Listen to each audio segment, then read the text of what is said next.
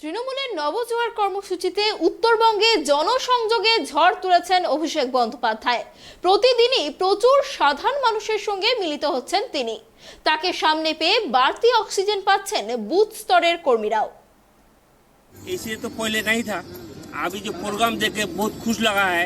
यही प्रोग्राम करने से हम लोग पार्टी का थोड़ा शक्ति होगा, साले लोग का आमद ऊंचा होगा, लोग देख कर बहुत बेसी ढलेगा। था पहले जो कोई नेता सब दो चार आदमी मिल के अंचल में बैठ के पार्टी सेट कर लेता था, तो पब्लिक का मन में था दुख होता था। हमको बूथ का कैंडिडेट हम बूथ में करना चाहिए।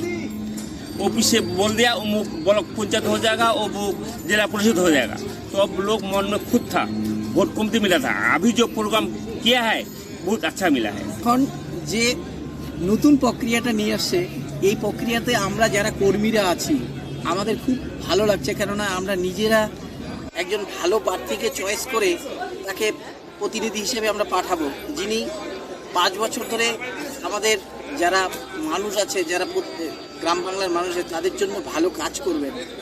এই প্রক্রিয়াটার জন্য দাদা যে এই ব্যবস্থাটা করেছেন এটা সত্যিই ভারতবর্ষে প্রথম, এটার তুলনা হয় না। আমাদের খুব ভালো লেগেছে।